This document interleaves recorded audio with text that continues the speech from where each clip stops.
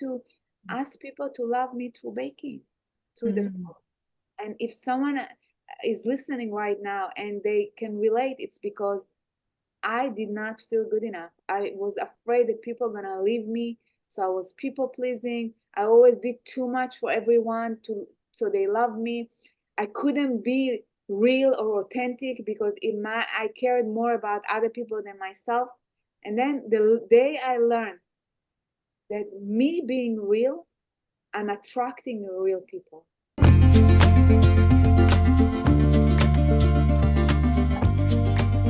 I am so excited to share this episode with you. Tammy is not only an amazing woman, but she is a dear friend of mine, and I am so grateful that she is on the podcast today.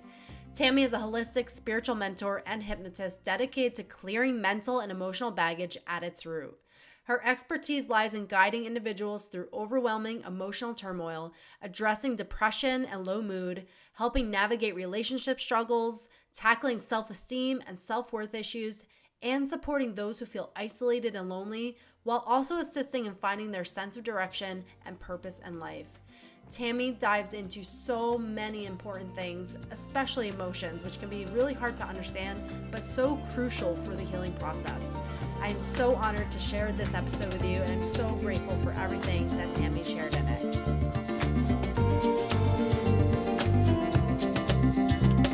All right, I am so excited for this conversation. I am so honored to be joined by Tammy Machmali. So thank you so much for being here. I am honored to be here, Kelly. I love you, and I'm so excited to be on this platform. Thank you so much for allowing me to be here. Yes, absolutely. And I'm just so grateful for you, and I just can't wait to dive into what we're going to talk about today, because it is something that deeply impacts me and impacts everybody. Every human being is dealing with something emotional that they maybe can't release or haven't even begun to be aware of, but they're holding this baggage and holding on to emotions that maybe are holding them back from really living their desirable life. And so what I want to dive into first is what brought you to where you are today and helping the people that you're helping. If you could just give some backstory of what drove you towards this.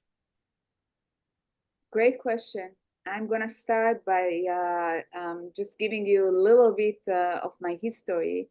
I was born in Iran, and when I was very young, there was the Iranian Revolution, and my parents moved to Israel. So I'm multicultural. One of my first memories was that we learned not to say the truth, and we actually had to hide our identity and our religion just to survive. So from the early age, I learned that I need to keep things as secrets, and this is the only way to live. Is just so I was hiding my real identity most of my childhood, and later when I grew up and we moved to Israel, my parents looked like their accent was different, they looked different, so I felt guilt and shame from very early age that I didn't know how to release or what do you do with these emotions, because I also felt like I want to help, I want to be the girl that didn't cause any problems. So I often learn not to say my truth, not to show who I am. So from very early age there were a lot of ups and downs in my family, that there was no one to talk about. Our family believed you just go, just move, you just hustle, you work hard. As immigrants, that my parents moved from very, they were affluent, they were rich, and then they moved to Israel and they have to start in their 50s from zero. My mom was in her 30s, my dad was in his 50s, from zero with 4 kids coming along with them, with no one actually to support. So I learned how to, I had to learn how to navigate life by myself, try not to cause any problems. And as a result, I had a lot of emotions that were unprocessed. I was born during a war. I went through I started, the Iranian war started when I was 5. We moved to Israel, and in Israel, they had their own conflicts. So I felt often that there is a war in my body. Mhm. As as a 16 years old, I already went to seek therapist because back then therapy was the big thing, and I thought that this is the only way I can heal myself. Let me find ways to heal myself. I remember at age 14, they opened the first public library in Israel, and I was there every day, just drinking the books, trying to find out how you can heal yourself. And it's interesting for me that even as a 16 years old, I was already wired in a way. Let me see how I can heal myself, how I can improve myself, going through diets, going through trying to control and manage everything as if it's in my power. And then started going to therapy. After a few years, I was like, okay, what's going on? And I started asking questions. I was start asking, is it a way to erase the emotions so I can feel the release? Because these emotions are coming with me. And the answer was often, we will talk about that. We have pills. If you want, there is medication. You can take medication. And see you next time.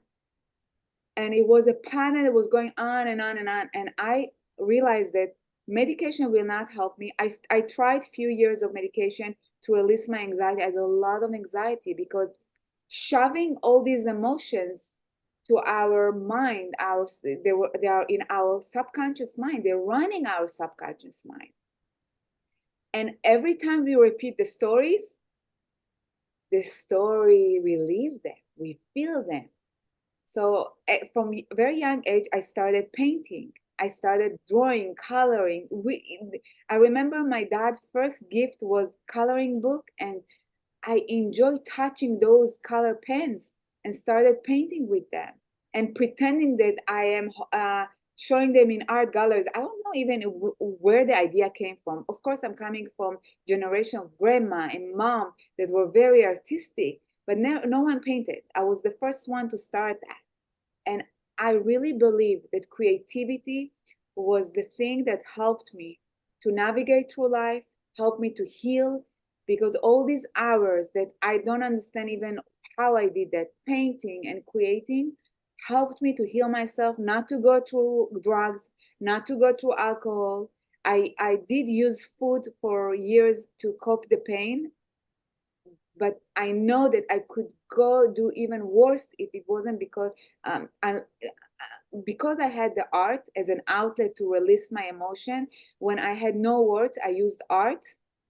That was the way it helped me to go through the healing. And throughout the years, I prayed to God to become the intelligence that helps me to heal myself and help other people. And those prayers came true. One guide after another hold my hand and brought me through NLP. Of course, in the beginning, I tried everything. I went to school because I was addicted to studying. I got my I have my graphic design license. I got degree in fine art and humanitarian art.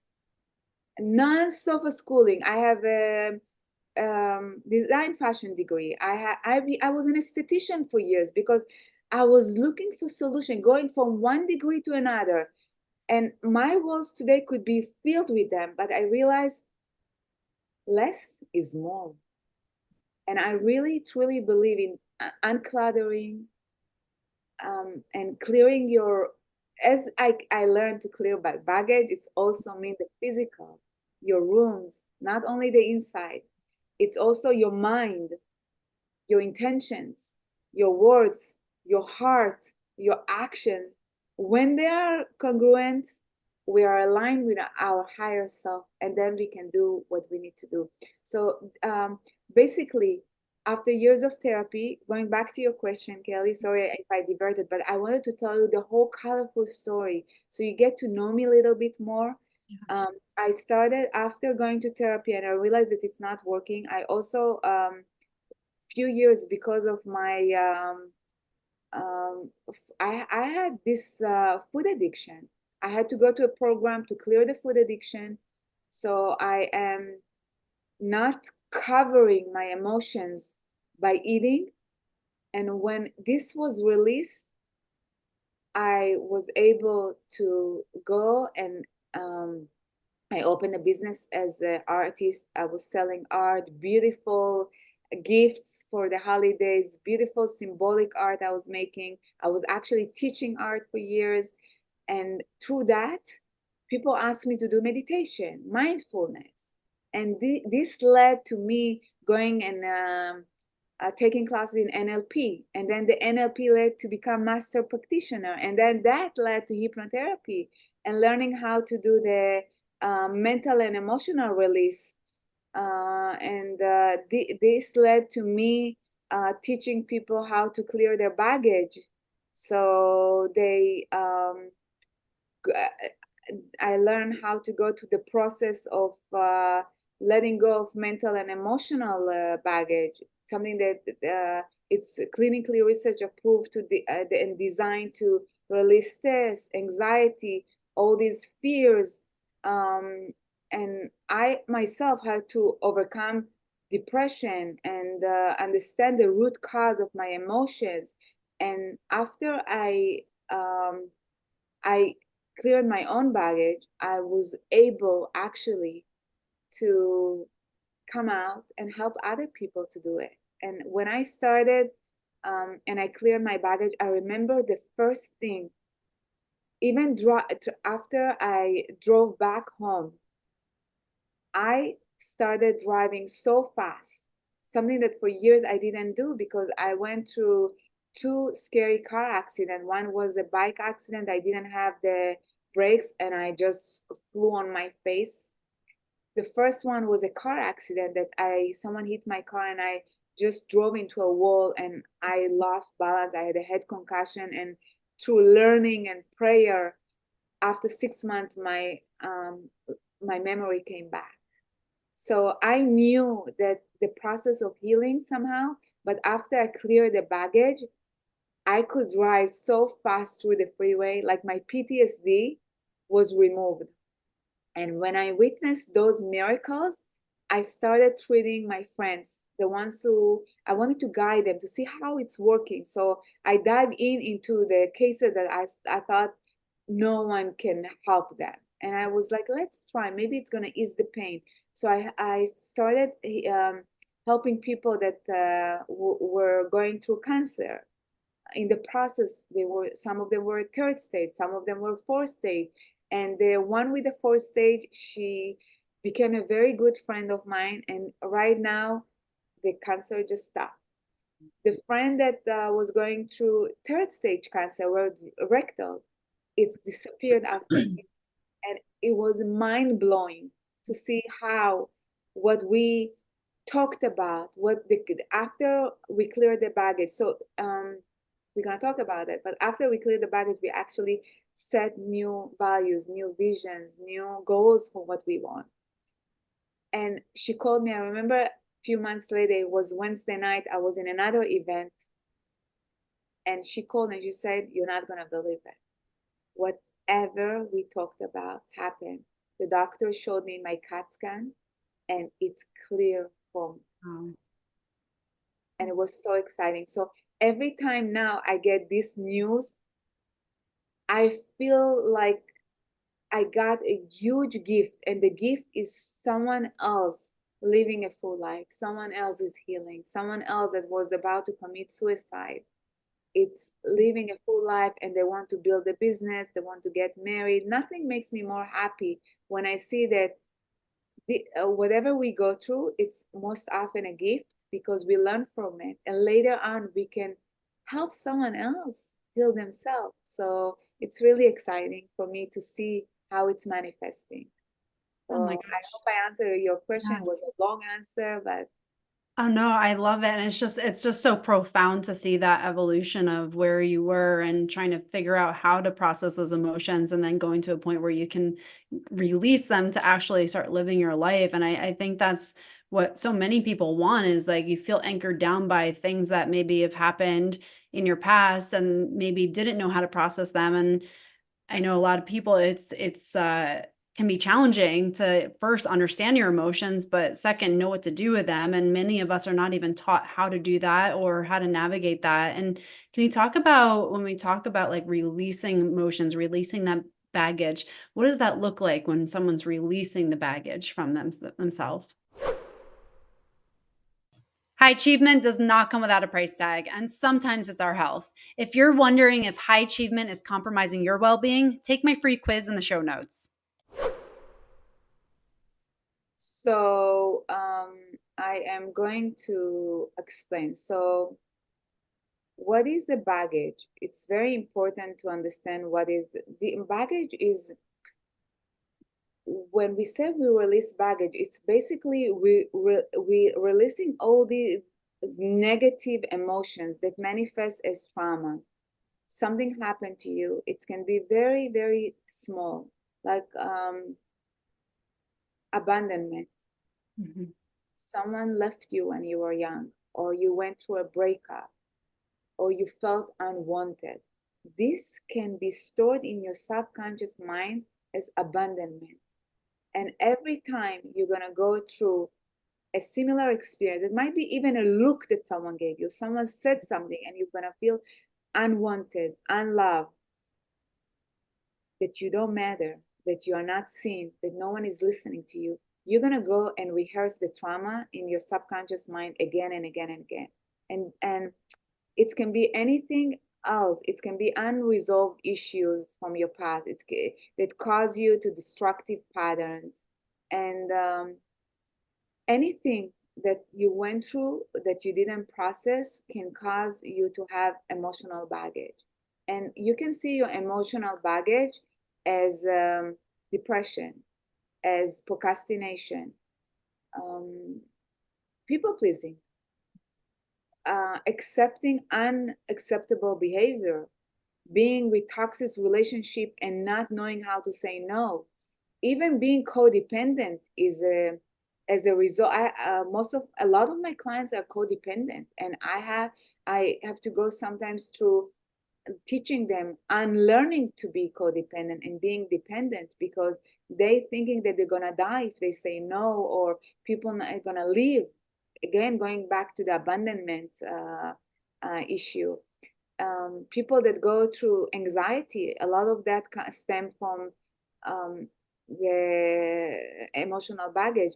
PTSD is emotional baggage, so when you go through the process of releasing mental and emotional baggage, we're talking about the history to see what is your, because each person is unique. They have a unique story.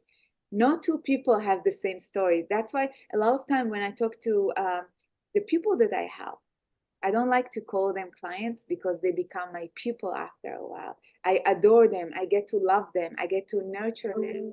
And it's very special to me. So when they come and after a while, we talk about shortly about the story, because they're gonna forget that. They're gonna only remember the lesson by the time we are ending it. So it's very easy and effortless process, believing that at the end 100% they're going to forget the emotional charge of the issues, and the only thing they're going to remember, it's the lesson, why it's happened, because everything we go through has a lesson. There is a learning. That's why it's a gift, because the lesson is profound. You see yourself empowered. You see yourself as your higher self, as the magnificent human being that you were at the time. How amazing you are, how beautiful you are to be able to go through it and to get to where you are today. Mm-hmm. So it's a very exciting process for me. A lot of time my husband asks me, how can you do it? These stories, sometimes I telling the stories, of course, it's very private, it's anonymous. No, we never talk about the person. I sign them on a contract that if they know that they are safe, they're protected. It's only between us. It's a holy work between me, them, and their higher power that actually comes and guide us to heal themselves. It's a process that helps them to learn how to heal themselves. I'm only the guide, holding this beautiful space for them so they can through that and learn tools, learns new habits from the identity level to change. Because a lot of time they come, most of the people that come to me, they are people that already tried everything. They read the self-help book, they took the course class, all the courses, they went to all these therapies, they know, they already in the mindfulness arena, or whatever it is called. Now there are so many names, we talked about it before. So they come and they are like, but I still have this feeling. I'm still feeling stuck. I'm still overwhelmed, stagnation. I'm procrastinating. I know my potential, but I can't pass. So after we clear the baggage, we take the history, we address it, we dive in through hypnotherapy to the root cause. And the hypnotherapy, there is a misconception, and I'm going to talk to you about that. You're not gonna fall asleep like in the movies. You are not dead. You are not unconscious. Through calming your body, your mind, we ask your conscious mind to step to the side and bring the unconscious mind that store all these memories, and we go dive in. And this is a very brave process, yet very easy and effortless. And to the guide that helps to dive in, we go to generations ago, lifetimes ago, and we clear it. And it's fascinating, the stories. I have all these beautiful tales that I get to witness through them. They go to 1891. They go to other centuries. They go through the Holocaust. They go through world wars, and they see themselves fully dressed in new homes, with other kids, with other husbands, and they understand what was the root cause of this problem, and they come back and they're like, wow. And then they don't remember anymore how they felt before. But I write down everything, because I want to see how they started and where they are today. And after they finish with that, they are able to go walk through life from the place that they were supposed to be when they were born. But as a result, all these no's, all these resentments, all this trauma, all these, because our family, friends, our surrounding affect our beliefs in ourselves. And this helps us to shape our mindset after you come out from the mental and emotional release work. It's as if you have a new mindset, new belief about yourself. I witnessed them with new mindset. They're so confident all of a sudden. They do not remember how they felt not good enough before. And I asked them, do you remember what we talked about? And it's like, I don't remember. Sometimes I read them the script, they don't remember what they rehearsed to me. And then I get joyous. I get happy to be so happy, because sometimes they wanted to commit suicide just a minute before they came to see me. And I say to myself, wow, they get to heal themselves. And throughout the process, I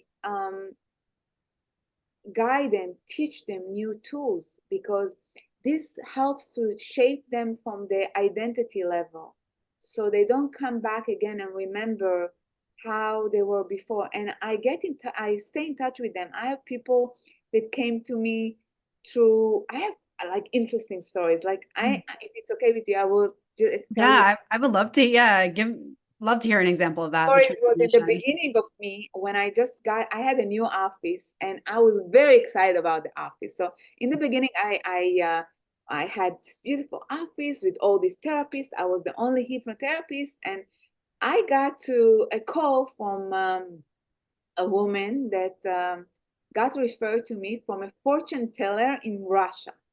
And I'm not a fortune teller, and I don't know anyone in Russia, but I was fascinated. And I remember looking at my cell phone as if, is it true or not? I was even doubting myself. And I'm like, I think it's a fraud.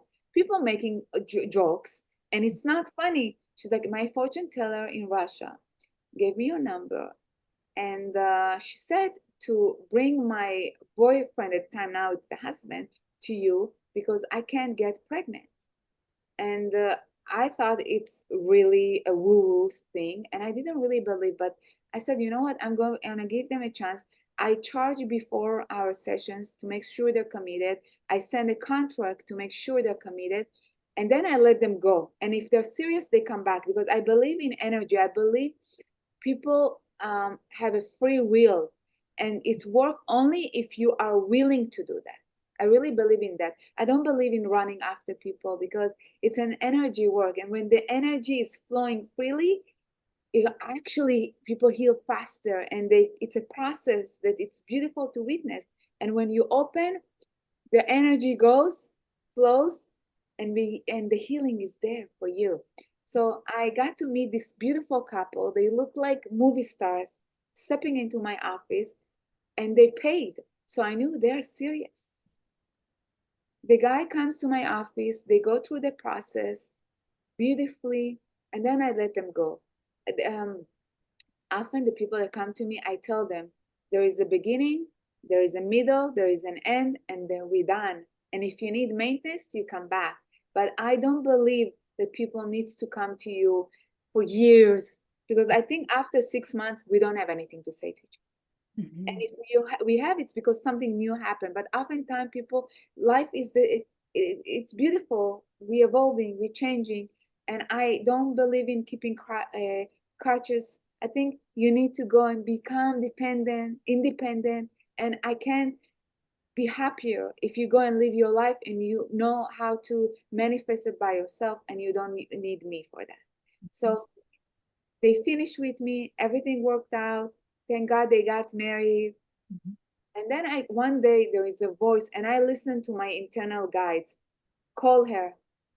I called her, and she said, you know what? I'm grateful to you.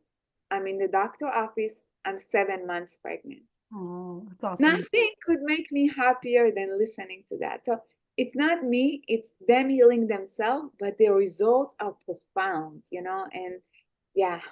I love Very, that.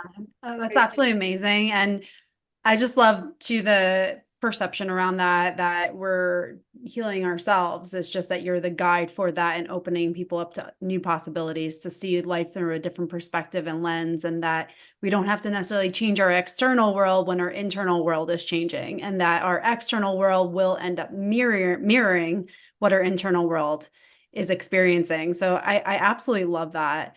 And one thing I would love to hear, because just going back to kind of what you were saying before, when we can see that the world is actually working for us, and that even things that don't seem like they were great at the time and maybe really, really challenging, when we are healing, we can see how they were put into our life to help us grow. But for someone who maybe is listening to this and is stuck in kind of that victim mentality, like, why does this always happen to me? And they're in this like pattern of things always, quote, happening to them. How can we start to change from a mentality of feeling like the world is against us to start feeling like the world is actually working for us? So I love your question. I think it's a great question because I myself, as someone that grew up in a Middle Eastern family with the victim mentality, why me, why me, why me? And I remember the first person that helped me with that was Tony Robbins. I remember going to his seminar many years ago. It was at USC, and the first thing he said that the way you shift your mindset is by shifting your physical state of mind, and changing from being a victim to a winner. It's a second. It's that fast. You can do it just by changing your breath even. And I believe in the box breathing in for, holding the breath for 4, releasing for, again, holding it for, in for, even that, or changing your body. It helps a lot. For me, I have a routine and I do it every single day. And I also really ask my people to do the same thing. It's a routine, and consistency is the key to helping you to become a winner. because winnership, if it's a world event, comes from our mindset. Being a winner, it's a mindset. It's an idea that you have in a mindset, because a winner is different for everyone. For someone, a winner might be being a mom. For someone else, having a flourishing business. For someone else, it means winner, I'm a gardener, a florist, I'm a banker, I'm a lawyer. A winner is different for each one of us. And I think something that you pointed out, it's our mirror. So if we wake up in the morning and we remember that the other person is a reflection of me, and they are a beautiful way to see how am I doing. So if someone come in front of me and they're loving and they're accepting, it's a sign for me that at the moment I am loving and accepting. If someone is angry and hard on me, it's a sign I am angry and hard on myself.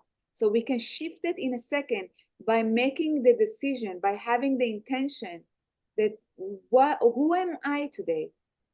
Who am I? What I want from my life? What do I want? A lot of us don't have vision for our lives. I remember when I started doing I used to have paint nights events because I was so excited. Because I knew that I can help people to seeing them and doing this paint night. And I will be able to say and do whatever I want and affect people through painting. So I had very exciting paint nights. Some of them were 150 people, some of them 45 people. And I knew that I have this leadership in me, but I loved painting so much. So I took the painting and I just used my leadership abilities to affect people, to change them, to giving them all these ideas about how you change yourself. And it comes by making a decision every single morning when we're waking up, how I want my day to look like, how I want to shape my day. So I started 15, or it's more than that, but 15 years ago, my meditation practice. So every morning when I wake up, first thing that I do is I do a meditation. It doesn't matter how you do your meditation. No one cares. It's for you only. You can do 3 minutes, you can do 20 minutes, you can do 1 hour. Just doing that, it's matter, because by doing that, you rewiring your subconscious mind. Mm-hmm. You are calm. And in this moment, you actually can manifest by visualizing whatever you want. It's a different podcast. It doesn't matter. But I have to tell you, it changed my life. Mm-hmm. I did not think that I'm gonna be 50 and alive, because the way I was raised was very challenging. I did not feel that I'm gonna be survived to be 50 years old, because my mindset was not good. I had a mindset of a loser. No one believed in me. Growing up, I got the messages that I will be nobody. I will never succeed. No one gonna want me. So on a daily basis, until age 35, I thought no one is coming. No one cares about me. Nothing gonna happen. And I think when my daughter was 4 years old, after her birthday, that I was so people pleasing. I made a birthday for 5 years old or 4 years old, like it's her wedding. I was working on her cupcakes and her cakes. I even baked four layers ice cream cake, huge, for Oh my 60 gosh. people. I don't know what I was thinking, but I was trying to ask people to love me through baking, through the Mm-hmm. food. And if someone is listening right now and they can relate, it's because I did not feel good enough. I was afraid that people are gonna leave me. So I was people pleasing. I always did too much for everyone so they love me. I couldn't be real or authentic because I cared more about other people than myself. And then the day I learned that me being real, I'm attracting real people. So it starts with the intention when we wake up, the meditation. Then I used to do the morning pages. If you learn it's a book. It's Cameron. What's her name? Julia Cameron. Her book. the artist way. Mhm. So I started doing the morning pages. They release a lot of baggage. Those writing, the 3 pages writing, if you can do it, gonna help you to release a lot of baggage. Breathing helps a lot. I make sure I organize my bed every morning. I think a routine is very helpful. I do the prayer. I ask my higher power to step in into my day and help me to operate for my higher self, let go of my obsession, let go of my anxiety, worry, and bring in me as my higher self without the baggage. I make sure I work out every day, almost every day, 5 days a week at least, doing breath work while I'm there, meditating while I'm there if I didn't have the time to do before. Um, what else? Did I answer your question? Yeah, no, absolutely. That was great. And thank you for sharing your routine because I think it's good to hear these things and for anyone who's listening, like take what's working for you and don't feel like you have to implement all of them, but just try one, see how you feel afterwards. And I love that. And when you talk about the morning intention, that's such a big one because a lot of people operate their day by judging it off of what their past has been. So if yesterday was a bad day, a lot of people will be like, okay, here we go again. But when you set that intention, you're actually training your brain to see more of what you desire in life rather than just getting whatever it wants.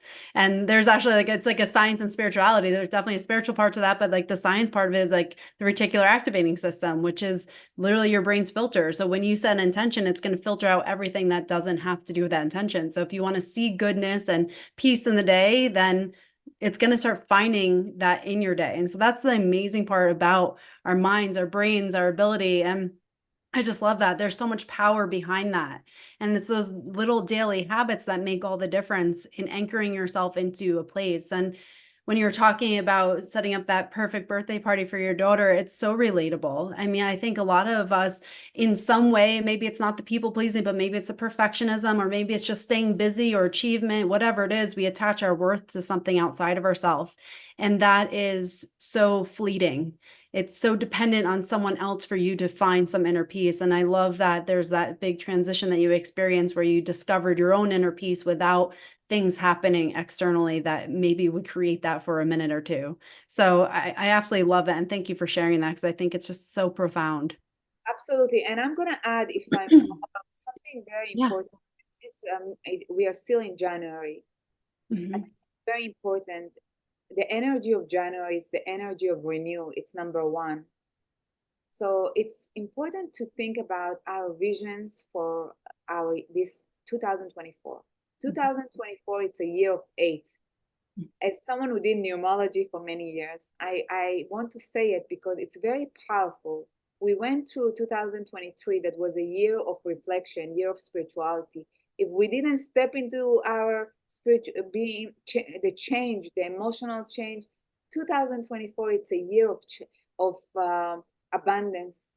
Mhm. If we rewire our mindset that this year it's going to be the year that we're going to go step above our challenges and actually do and be and have everything that we always wanted. Doesn't, as small as it can be, it might be you having a bit better relationship with your husband or with your kids or with others or even with yourself. It starts with yourself, loving yourself more, saying no more often, thinking first, do you want to do it or you don't want to do it?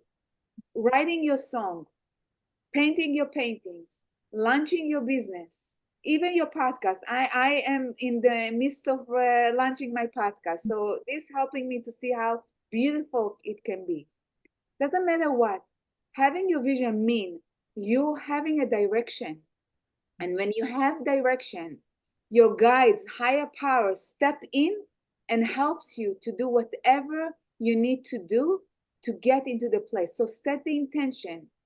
Also, something else that's very important that I often mention in all my talks is 2018. I started doing that. Watch your words.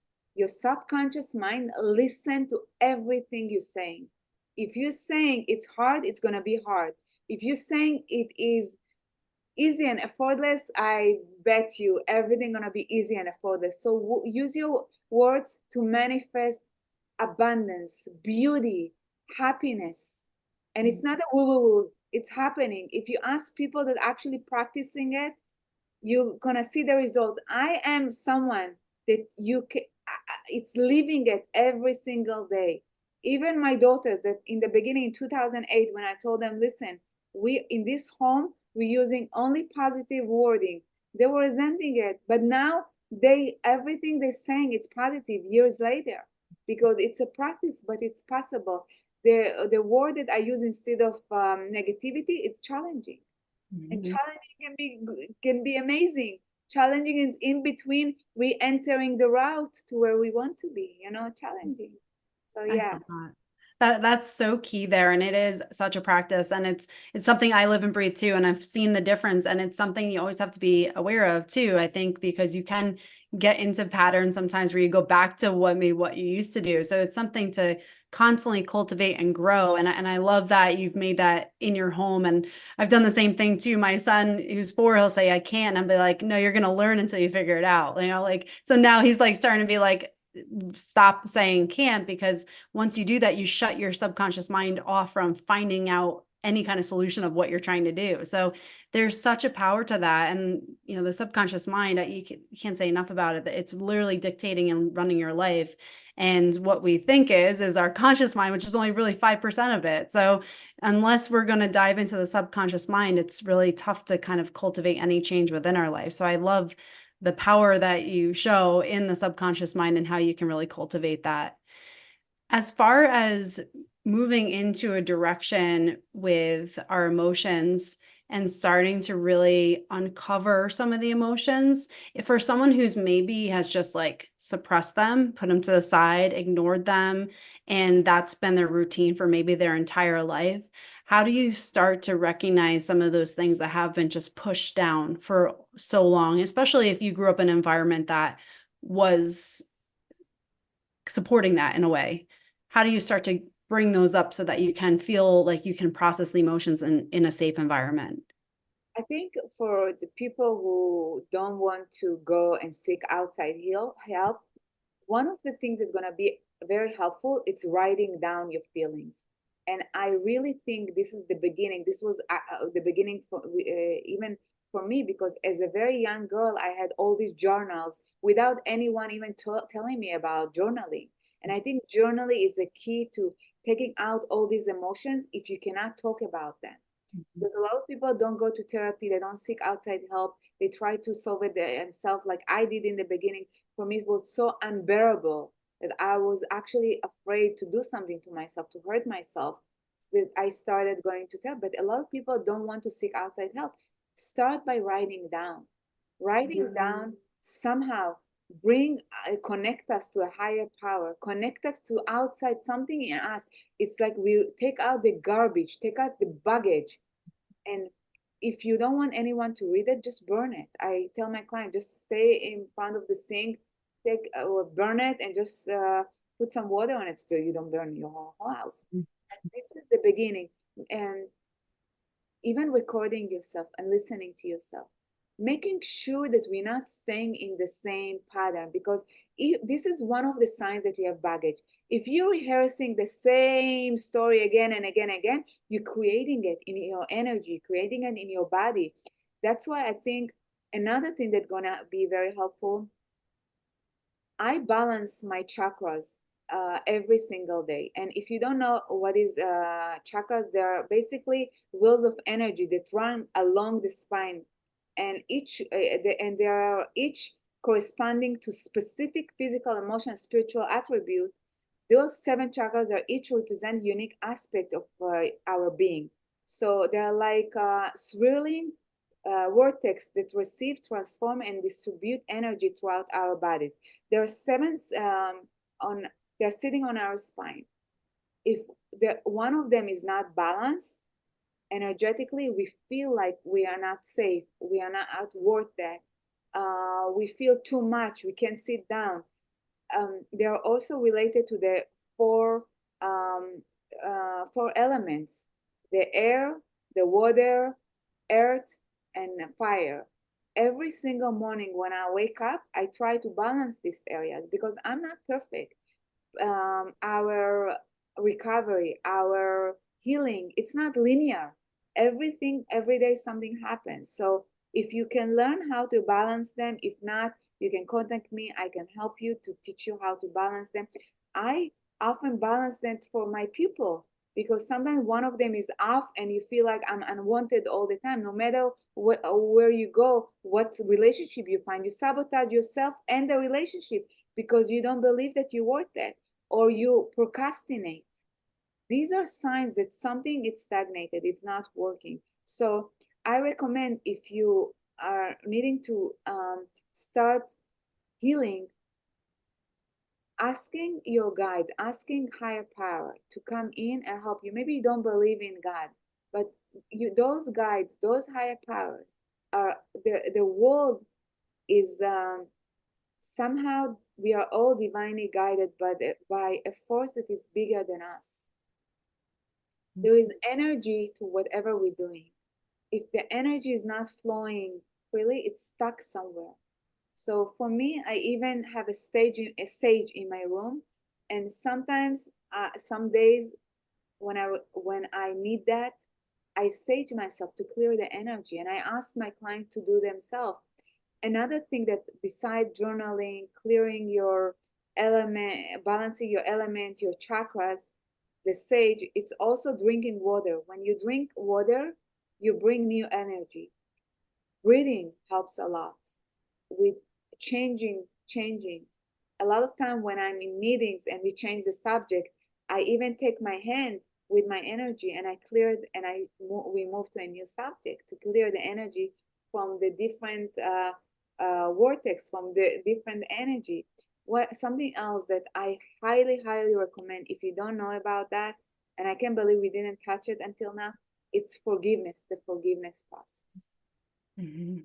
It's the key to changing ourselves and our lives. Forgiving. A lot of times, this I'm so happy we didn't forget about it, and I often express this highly in my practice. Forgiveness gonna help you to step to the next level. It's a process. It's not easy. I even give I'm in the midst of creating this digital course when I have all this information, new habits, and forgiveness has, I think, even two modules, two lessons that I'm talking in the modules about them. Forgive yourself and forgive others. Because if they knew better, they will do that. I even created prayers that's gonna help people to clear the baggage. I have meditation about how you release it. And I often, if you don't know about it, use the Ho'oponopono meditation. It's a Hawaiian practice that I help people to cut the cord between me and the other person. Because we think it's someone else, but with our energy, with our intentions, with our thoughts, we attract these people. So when we take 100% responsibility for everything that happened to us in our lives, we step into being a winner. The second I accept 100% responsibility for whatever happening right now in my life, this is another way of stepping from being a victim to a winner. I am becoming a winner. It means I no longer ask, why me? Why it's happening to me? Why did it happen? I'm finding a way to understand. Sometimes we don't even need the understanding. We need to forgive the other person. I'm gonna give you an example. I have a lot of time. I sit in somewhere and someone does something that it doesn't look okay to me. It's crossing my boundaries, but it's near me. I just witnessed it. Right away, I take my hand, I touch my heart. Sometimes I have 100 people around me. It's okay too. I close my eyes. I see the other person in my mind eye. I imagine them doing whatever they do. And then I say, please forgive me. I forgive you too. If I need, I say, I love you. Thank you. If I know the person, I say, I love you. Thank you. Please forgive me. I forgive you too. I love you. Thank you. These 4 words saved my life because I do it as often as I need. Sometimes my daughter will say something I don't like. I don't want to harbor the resentment. I don't want to create more baggage. This is how when my client clear their baggage, I give them to do this meditation every single day until they no longer need to do it. And then they go and do it as needed, because we can create baggage on a daily basis. When I have my client clearing their anger, resentment, hurt, shame and guilt, sadness, whatever limiting beliefs they have, whatever trauma they have, the next day, I remember even when I did it, a car was driving fast and they cut my car, and I felt so much anger. And I called my professor and I said, someone got me. I feel angry. How is it possible? I clear my anger. We are living being. As long as we're alive, we're going to have more baggage so we can clear it. And this is going to be easier after we clear the big baggage, because the small one, if you go through your day and you just clear it by forgiving, you're not going to accumulate it in the bank of memory as a trauma. As fast as we process it and we don't hold it as a grudge, we will be able to just go through it and let it go faster and dissolve it without creating as a traumatic event in our subconscious mind. Mm-hmm. We're going to give the okay. We're going to take it out. And then we don't need to create more back. Mm-hmm. And then we release it easy and effortlessly to the world as a form of energy that was flowing into our body and out our body, in and out easily, without keeping it like my resentment. My resentment is not good for me, because the other person moved on and forget. Now people are thinking, but then it's going to be sign that was okay what they did to me. Even people that went through rape, molestation, physical harms, when they forgive, they help themselves to heal themselves. It doesn't mean they forgot. It means they learned the lesson. Mm-hmm. And the lesson often is how amazing, how powerful they are, how the birthright is to live themselves, to love themselves and live a full life, because they deserve it. Mm.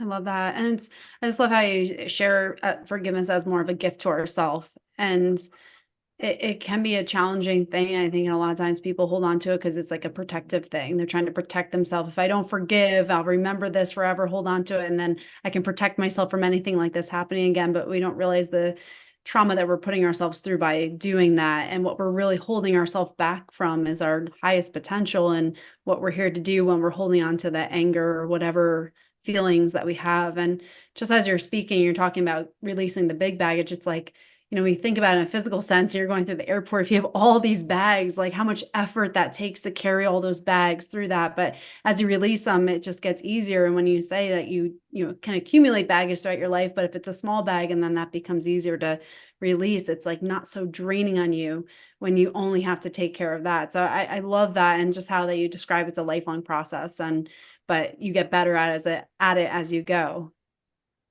So I love how you brought the visual of the baggage in the airport, a visual of the bag that we carry with us. I remember my professor bringing to our classroom his huge black bag with all this baggage, and he used to demonstrate to us how it feels when you walk for years with this black bag with so much baggage.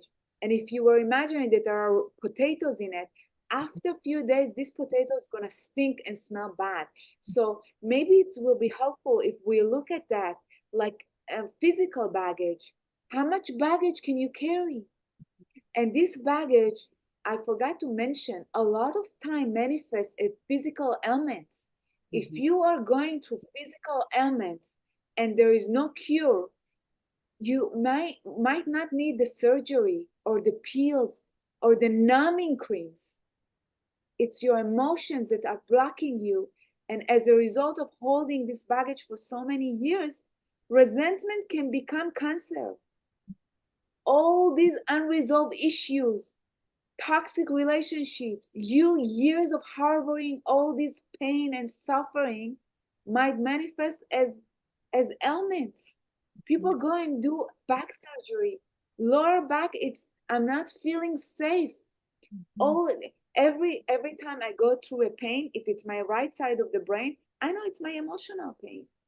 When it's left, I know it's my finances. It's physical. I'm afraid of something that is physical. It's my finances. Often mine is right side because let's say in the last few days I was developing my digital course, and there was a fear because everything I'm processing and I'm building a new thing. My physical pain was in my shoulder, fear of responsibility for all these people I'm going to have to educate. I touched the pain. First of all, I did a ho'oponopono on myself, forgiving myself for being afraid, forgiving myself for all these limiting beliefs that I'm not good enough. I go back to it too. Touching the pain, talking to it and saying, please forgive me for all these limiting beliefs, not believing in myself. I forgive you too. I love you. I release you now. Thank you. After a few minutes, the pain resolves. There's so many incidents, I can't even tell you. The people come to me, I touch them, and the pain got relief because I talk to the pain in the language of the pain. And you can do it yourself. And the pain just evaporates. I don't need to go to chiropractor. I don't need to go take pain medication. Usually because I am very, very, I'm wired this way, even for my childhood. I have to watch my food. I have to watch my words, my thoughts. And I can't harbor any pain, I mean, resentment or anger or hurt right away. I write it down. I burn it. I sage myself. I do the Ho'oponopono. I don't wait anymore because life is short. And I most days I joke around, I laugh. My energy is easy. I used to be very heavy. My girls, before I released my baggage, used to walk away. They used to stand far away from me. Now they get closer to me. We hug, we kiss. They relate to me because kids feel our baggage. People that don't have baggage, they feel people's baggage. Sometimes when you cannot attract your soulmate, it's because people feel your baggage. And then people come and do the release of mental and emotional baggage. All of a sudden, easy today, new people come into our life. Because when we let go of the baggage, we create an arena, we create a space for the light to shine in, to new energy to come in. And new people come, new events, new beautiful stories. You will have new happy stories. Of course, life happens, things gonna come throughout your life, but it's gonna be less charged with this heavy baggage. After you let it go, a new life gonna start. It's like a new chapter. And I can't describe it, but I can just give you example. I love So I that. hope you're gonna be able to this beautiful process because it's life changing. Absolutely. And it's just the integration, like you talk about the mind and the body. I mean, you can't separate those. And like I've experienced that in my life. I had chronic back pain for years and did all the things, external, but wasn't until I started processing a lot of healing myself that started to release. So absolutely true. And things are so integrated. And I feel like this is like something we could talk about all day. And I want to, I would love to do, like, we need to do a second one of these because it was so good. But for someone who wanted to connect with you and learn more about how they can release their own emotional baggage, where can they find you? So they can find me on my name is Tammy Machmali, so TammyMachmali on my website, it's tammymachmali.com, or they can find me on my Instagram, same name, Tammy Machmali. I have a YouTube video with tons of free resources, videos that you can watch and see some clips of how to heal yourself.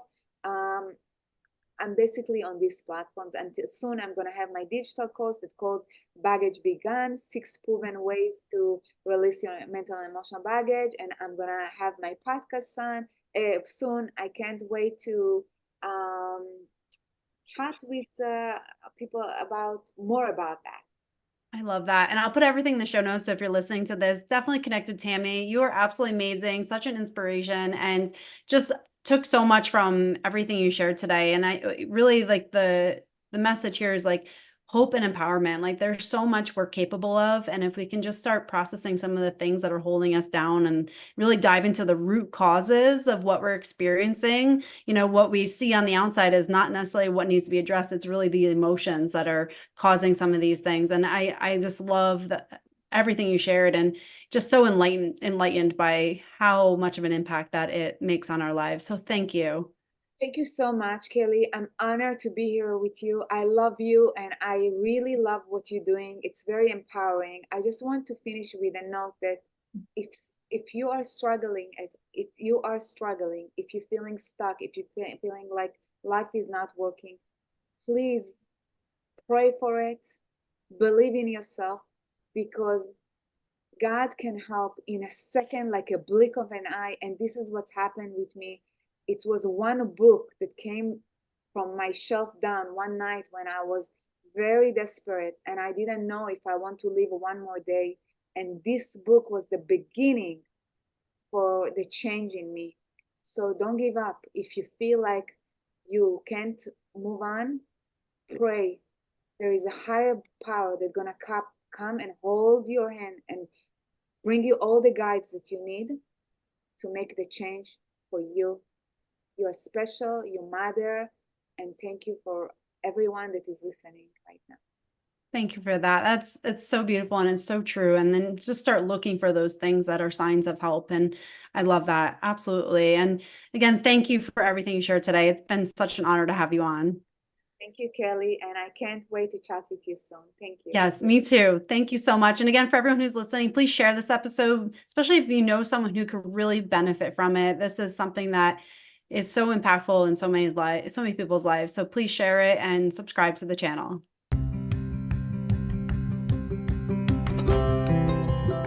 Hey there. Thanks for listening to this episode. I hope it serves you well to start rewiring your brain to create the life you desire. If you found value in this, please share it with a friend and tag me on Facebook or Instagram at Dr. Kelly Kessler.